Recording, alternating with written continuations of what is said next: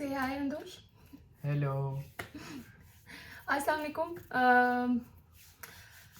हम दोस्त और तीसरी एपिसोड हम दोस्त की, और इसमें हमदोश मेरे साथ है, मैं और हमदोश। हमदोश, बहुत मुबारक हो, आपका फेवरेट कैंडिडेट जो है फाइनली न्यूयॉर्क में जीत गया। वैसे पाकिस्तान के अंदर जो है ज़ोरान ममदानी के जीतने के बाद everyone is trying to highlight that Zohran कहीं ना कहीं उनका दूर का रिश्तेदार है। आपकी भी तो ये कोशिश नहीं है? नहीं, डेफिनेटली नॉट, क्योंकि वो इंडियन है, युगांडन है, पाकिस्तानी कोई रूट्स नहीं है उसके।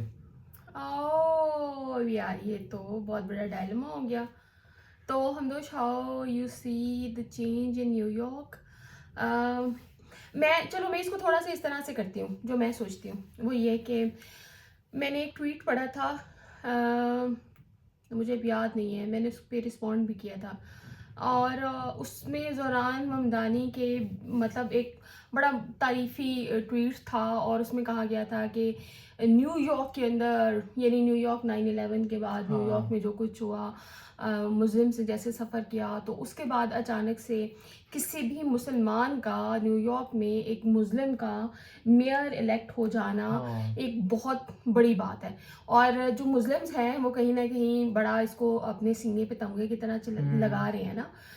तो मैंने उस पर सिर्फ एक रिस्पॉन्ड ये किया था कि द वे हम देख रहे हैं जिस तरह ज़ोरान को, और the way we are appreciating this move, तो क्या हम पाकिस्तान के अंदर भी इतना बड़ा जिगरा कर सकते हैं कि हम किसी क्रिश्चियन को या किसी हिंदू को एक इतनी बड़ी पोस्ट दे दें और इतनी ही खुशी से दें?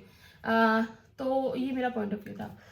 जब यूनाइटेड स्टेट्स बना था 1776 में, तो उसको बनाया था freedom of religion, freedom of belief, freedom of government, freedom के नाम पे बनाया था। That's why it's called the country of freedom. तो और वो उसमें ऑब्वियसली रिलीजन का नाम नहीं था। इनडायरेक्टली तो वो क्रिश्चियन कंट्री है, डेफिनेटली डायरेक्टली क्रिश्चियन कंट्री है, बट क्योंकि उसको फ्रीडम के नाम पे बनाया था, उसको बहुत मतलब मॉरली आप कह सकते हो सेक्युलर बनाया। रिलीजियसली वो क्रिश्चियन है, लेकिन मॉरली वो सेक्युलर है। तो उसमें कभी कॉन्स्टिट्यूशन में ये नहीं डाला कि इस रिलीजन का बंदा ये पोस्ट ले सकता है, ये इस रिलीजन का बंदा ये पोस्ट ले सकता है। अब जब like we have in our constitution, that's what मैं इसको कनेक्ट करने लगा था।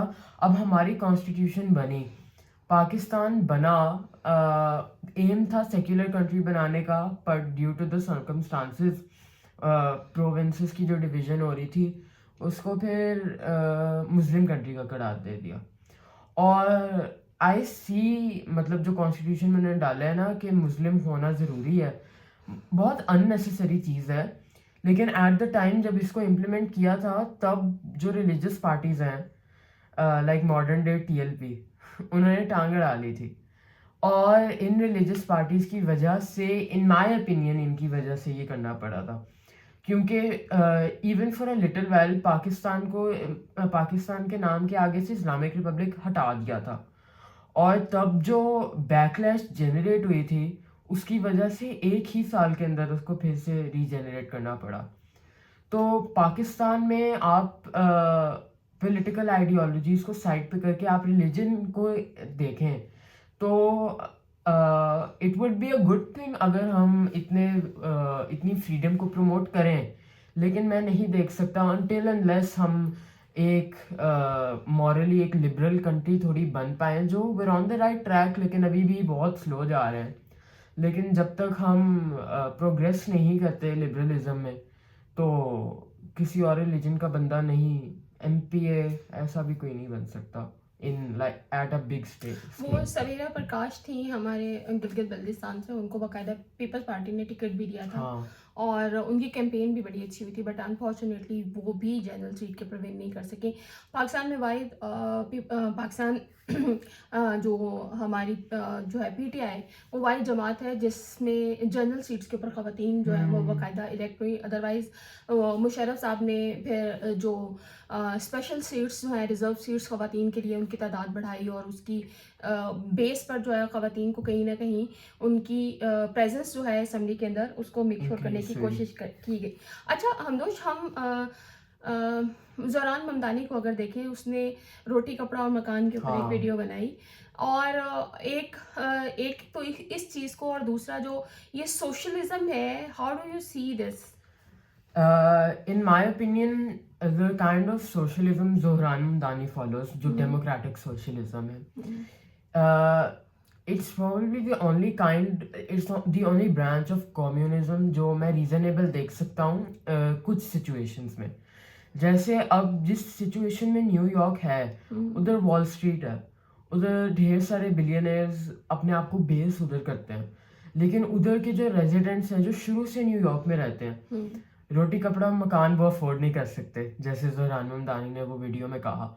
और उधर होमलेस रेट इतना बढ़ रहा है, उसकी वजह से ड्रग एडिक्ट्स का रेट भी बढ़ रहा है। And instead of helping this people, billionaires आगे से कह रहे हैं कि ये हमारे लिए हर्डल बन रहे हैं। तो अगर आप सोशलिज्म नहीं इम्प्लीमेंट करोगे इस जगह में, तो फिर करोगे क्या? ऑब्वियसली आप बिलियनर्स को कहोगे कि आप इधर ही रहो, हम आपके टैक्सेस कम करते हैं, और ये जो बेचारे लोग जो मुश्किल से अपने बच्चों को खाना खिला रहे हैं, हाँ हम इन पे टैक्सेस इंक्रीज कर देते हैं। अब Zohran Mamdani is the exact opposite of that. He wants to tax billionaires and he wants to reduce taxes on middle class families.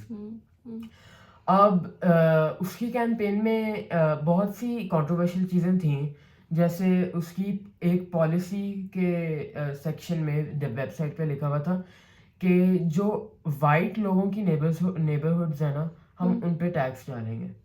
अब ऑब्वियसली एक बहुत कंट्रोवर्शियल चीज़ हो गई, क्योंकि उसमें उसने कॉन्टेक्स्ट नहीं डाला हुआ था। उसने ऑब्वियसली उन नेबरहुड को टैक्स करना था जो अमेरिका के like top number 1 financial class में आती हैं, लेकिन ऑब्वियसली जिसको उसने टास्क दिया, उसने वो टास्क नहीं सही तरह से कंप्लीट किया, उसकी वजह से बहुत कंट्रोवर्सी जनरेट हुई। अदर देन दैट, सोशलिज्म जो है ना, डोनाल्ड ट्रंप ने बहुत उसके अगेंस्ट यूज़ की। सोशलिज्म तो एक ब्रांच ऑफ कम्युनिज्म है ना।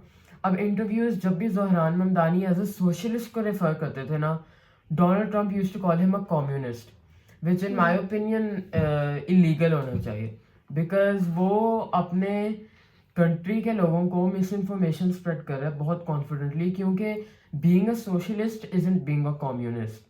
एंड लेकिन मैंने बहुत से लोगों को देखा कि लोग कह रहे थे कि ऐसा बंदा होना चाहिए इंडिया में, ऐसा बंदा होना चाहिए पाकिस्तान में। पर मैं बिलीव करता हूँ, जैसे अब पीपीपी है, लोग कर रहे हैं कंपेयर ज़ोहरान को पीपीपी के साथ, बिलावल भुट्टो के साथ। एंड वाइल हाँ पीपीपी बहुत अच्छा काम कर रही है पाकिस्तान में, PPP follows Islamic socialism. And अब आप देखो कि इस्लाम ना मतलब नेचर से ही एक कैपिटलिस्टिक रिलीजन है, जो हमारे सारे कैलिफेट्स चले, हजरत अबू बकर से लेके सारे लास्ट तक, और जो इवन हमारा प्रॉफिट का दौर था। अच्छा दौर को छोड़ दो, हमारे प्रॉफिट सल्लल्लाहु अलैहि वसल्लम वाज अ बिजनेसमैन, वो मतलब ट्रेडर थे, उनकी वाइफ ट्रेडर थी, बहुत फेमस ट्रेडर थी। दिस इज लिटरली कैपिटलिज्म, इसमें कोई सोशलिज्म वगैरह नहीं आता। और फिर कैलिफेट्स चले, उसमें भी कैपिटलिज्म इन्वॉल्व थी। एंड देन आप एक ऐसी आइडियोलॉजी ले लो कैपिटलिज्म वाली, इवन जो हमारे जायदाद का सारा तकसीम होने का है, दैट्स आल्सो कैपिटलिस्टिक। उसमें सोशलिज्म नहीं है कि आप देखोगे कि ये ज़्यादा कमा रहा है तो इसको कम हिस्सा देना है, ये कम कमा रहा है इसको ज़्यादा हिस्सा देना है। It's not like that, it's मतलब सेट की हुई है बाउंड्रीज। ये नेचर से मतलब जो बेटियों का है रिजर्व, वो वैसे बेटों से कम हाँ रखा जी, हुआ कम है रखा बाय हुआ है। डिफॉल्ट। हाँ, तो अगर आप इस्लाम एक जो नेचर से कैपिटलिस्टिक रिलीजन है, और फिर आप सोशलिज्म ले लो जो प्रमोट करता है इक्वालिटी, इवन अगर लोग प्रोडक्टिव ना हो, लोग जॉब्स ना कर रहे हो, अगर आप एक ऐसी ले लो इक्वालिटी वाली आइडियोलॉजी और उसको कैपिटलिज्म वाली आइडियोलॉजी से मिक्स करने की कोशिश करो, it's like trying to mix fire with water. कभी हो ही नहीं डू सकता। You think Bhutto tried that? Zulfikar Ali Bhutto, Bilawal Bhutto is another case, but Zulfikar Ali Bhutto did try, मतलब उसने अपनी सबसे बेस्ट कोशिश की। आई बिलीव कि अगर वो रिलीजियस प्रेशर ना होता ना, he definitely would have accomplished more than he did in his time, मतलब। लेकिन उसने ना, मतलब अब जैसे ज़हरान ममदानी की पॉलिसीज़ हैं, वो बहुत से सेक्टर्स को नेशनलाइज कर रहा है, लेकिन वो टोटली नहीं नेशनलाइज कर रहा। सारी इंडस्ट्री, सारी फैक्ट्रीज, इनको नहीं नेशनलाइज कर रहा वो। उसने तो कह दिया कि मैं ग्रोसरी स्टोर्स के नेशनलाइज करूंगा, तो लोग पागल होना शुरू हो गए कि ये तो सोवियत यूनियन बनने लगा। लेकिन जो जुल्फ़िकार अली भुट्टो था, उसने मतलब हर चीज़ को नेशनलाइज कर दिया। आप देखें, उसने एग्रीकल्चर इंडस्ट्री को पूरी तरह नेशनलाइज कर दिया, मतलब टेक्सटाइल सब कुछ उसने नेशनलाइज कर दिया। टीवी पे पीटीवी उसकी वजह से आया, मतलब everything was state controlled. And आप कह सकते हो कि उसमें फिर जब एंड पे आर्मी का रोल आया, तो इट बैकफायर्ड।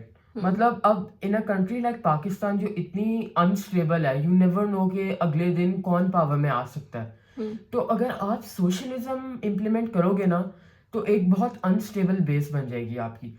आपको लग रहा होगा कि आपकी पावर बहुत स्टेबल है, एवरीथिंग इज अंडर यू, लेकिन अगले दिन कोई डिक्टेटर आपके सामने आ जाए और कह दे कि I am taking over this country, तो वो उतनी ही आसानी से आपकी ही आइडियोलॉजी को यूज करके he can turn your policies on you. मतलब वो स्टेट अगर पूरी तरह फिर उसके कंट्रोल में आ जाएगा, प्रोपेगेंडा उसकी वजह से स्प्रेड होगा पूरी कंट्री में, सारी जो चीज़ें सप्लाई हो रही होंगी, फूड, क्लोथ, सब कुछ वो उसके अंडर आ जाएगा। और newspapers, TV, everything will go under him. तो प्रोपेगेंडा भी स्प्रेड होगा, सारी इंडस्ट्रीज उसके नीचे चली जाएंगी। तो आई फील लाइक पाकिस्तान में अगर आप कहो कि हमने सोशलिज्म लाना है, तो पहले आप एक स्टेबल पॉलिटिकल सिचुएशन लाओ पाकिस्तान में, जहां लोग कह पाए कि यस आई एम कॉन्फिडेंट कि ये पावर अगर मेरे आगे से कहीं किसी और के पास चली भी गई, they want use it for their own good, democratically हाँ जो जी। है वो कन्वर्ट होगी ना। अच्छा, हाउ डू यू सी के ट्रम्प ने जो इलेक्शन जीता उसके ऊपर स्टिल अभी एक एलिगेशन इस तरह के आते हैं कि वो इलेक्शन जो था वो जीता गया थ्रू इंटरनेट और थ्रू यूथ और through propaganda and everything. And जो ज़हरान ममदानी जो है वो उसकी जो विन है, स्पेसिफिकली ज़ाहिर है अमेरिका जो है वो एक एजेंडा तो कहीं ना कहीं प्रमोट करता रहा है टुवर्ड्स इजराइल हाँ एंड जी। एवरीथिंग। तो ज़हरान की जो विन है, आपको लगता है कि ये ट्रम्प के जो आइडियोलॉजी थी उसके अगेंस्ट आपको नज़र आ रहा है कि लोगों की सप्रेशन जो थी उसकी तरफ, उसका रिजल्ट आया है कि उन्होंने ज़हरान ममदानी को जिताया? अब जो डोनाल्ड ट्रम्प जब जब अपनी कैंपेन कर रहा था, ऑनलाइन जो कर रहा था, पर्सनली मुझे कामला की कैंपेन बहुत इफेक्टिव लगी in comparison to Donald Trump. Donald Trump की ऑनलाइन कैंपेन भी उतनी नहीं चलती थी जितनी कामला की चलती थी, और जो रैलीज भी होती थी ट्रम्प की, उधर बहुत कम लोग आते थे। ऐसे इंस्टेंसेस थे जहाँ एक दो लोग आए और उसकी इतनी मीम्स बनी जो मुझे बहुत फनी लगा, और कामला कंपैरिजन में उसकी हर एक रैली भरी हुई होती थी। तो कैंपेन के मामले में ना, आई डोंट बिलीव कि ट्रम्प ने अपनी कैंपेन की वजह से जीता। ये सुप्रीम कोर्ट में केसेस चल रहे हैं उनके कि Elon Musk and Trump manipulated the elections. Yes. And I don't मैं नहीं अपनी बिलीव्स को इसमें लाता कि अगर उसने किए या नहीं किए। मैं ये नहीं लाता कि मैंने किस कैंडिडेट को सपोर्ट किया, लेकिन द फैक्ट्स आर प्रूविंग कि किसी ना किसी तरह रिपब्लिकन्स की फेवर में मैनिपुलेट की गई थी इलेक्शन। आप देखें कि अब ये नवंबर 4 इलेक्शंस हुए अक्रॉस द यूनाइटेड स्टेट्स। अब न्यूयॉर्क तो है सिटी ऑफ इमिग्रेंट्स, लेकिन आप बाकी सारे देखें, आप इलिनॉय देखें, आप ऑरेगन देखें, आप एरिजोना देखें, आप सब कुछ देखें, सारे गवर्नर्स, सारे मेयर्स, सारे senators, most of them are democrats. मतलब मैंने देखा था कि कोई रिपब्लिकन स्टेट था जो पिछले 9 सालों से रिपब्लिकन है, रेड है, और वो इस साल ट्रम्प के जीतने के मतलब बिजाय they still lean towards Democrats, वो ब्लू स्टेट हो गया 9 सालों बाद। और उसके बाद 9 और स्टेट्स थे जो रिपब्लिकन थे पिछली बार, और अब वो डेमोक्रेट हो गए। आपको लगता है कि अगर सेटअप आपको लगता है कि अगर पिछले साल ट्रम्प जीता होता ट्रूथफुली, तो इस साल सारी सेनेट वो चली गई होती डेमोक्रेट्स के पास? ऐसी कोई बात नहीं है। एंड इवन के कामला हैरिस की जो सारी कैंपेन थी, कामला हैरिस को इतने ज्यादा लोगों ने इंडोर्स किया। मतलब आप यूथ की बात करें तो आप देखें कि बिली आइलिश, दुनिया की one of the biggest singers, she endorsed Kamla Harris. मतलब वो तो अपनी हर कॉन्सर्ट पे कहती होती थी कि प्लीज वोट। और मतलब ओपरा, मतलब दीज बिग बिग सेलिब्रिटीज उन्होंने फ्री के लिए इंडोर्स किया कामला हैरिस को। उन्होंने कॉन्सर्ट्स की थी कामला के सपोर्टर्स के लिए। यूथ की बात आती है तो it was more inclined towards Kamla Harris.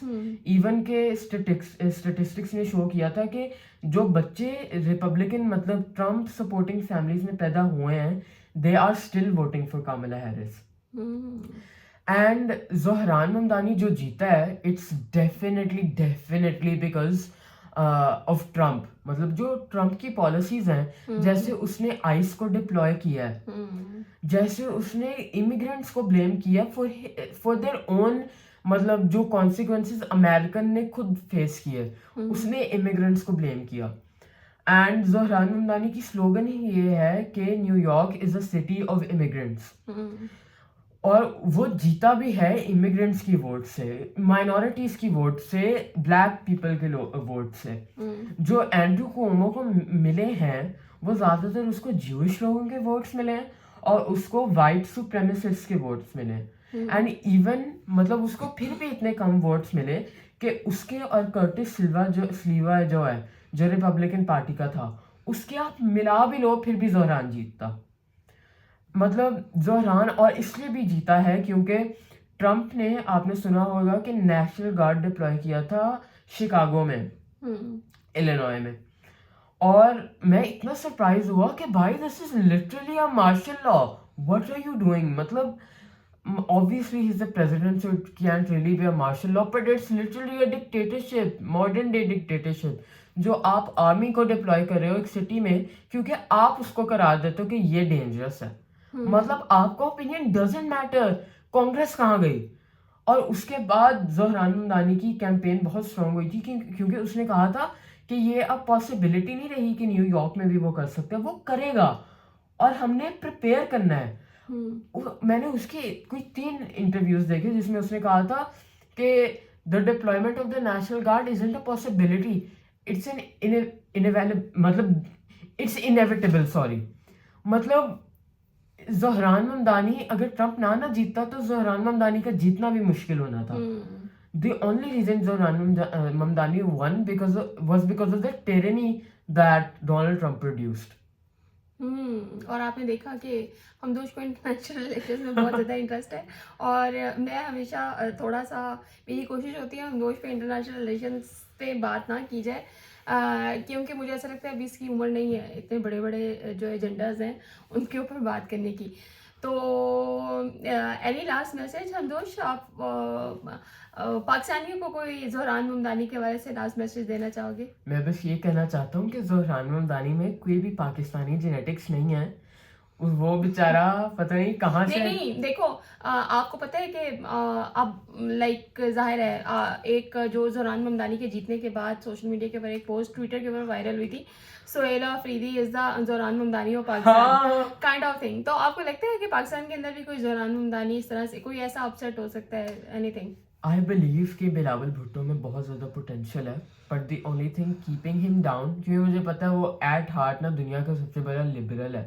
The only thing keeping like Imran Khan was also a liberal. हाँ, Imran Khan is also a socialist by the way. Yeah. PTI is a socialist. But it's an unfortunate thing कि जैसे ये लोग power में आते हैं तो इनका इस्लाम भी जाग जाता है। That's what I'm saying. और I believe कि PTI के ऊपर किसी रिलीजियस पार्टी ने आके तनकीद नहीं कर देनी थी क्योंकि PTI is a revolutionary party. जब वो आई थी पावर में everyone loved him. और the only thing that मतलब kept him from economically growing the country was Islam. भाई आप मतलब वो चीज़ें लोगों पे डाल रहे होते जो आप खुद इम्प्लीमेंट नहीं करते अपनी लाइफ में. You should first learn to implement your beliefs and then लोगों को आप बताया करो. लेकिन हम इन कंपैरिजन अगर पाकिस्तान पीपल्स पार्टी की बात करें तो पाकिस्तान में कोई पॉजिटिव लेजिस्लेशंस की अगर हम बात करें तो लाइक वुमेन राइट्स के हवाले से हो, चाइल्ड राइट्स के हवाले से हो, इवन जर्नलिस्ट प्रोटेक्शन के हवाले से हो, तो ये वो लेजिस्लेशन है जो पाकिस्तान पीपल्स पार्टी की तरफ से आती रही है. श्री रहमान साहिबा हैं, हिना रबानी खर, यानी इन्होंने ख़वातीन को इतनी ज़बरदस्त रिप्रेजेंटेशन दी है.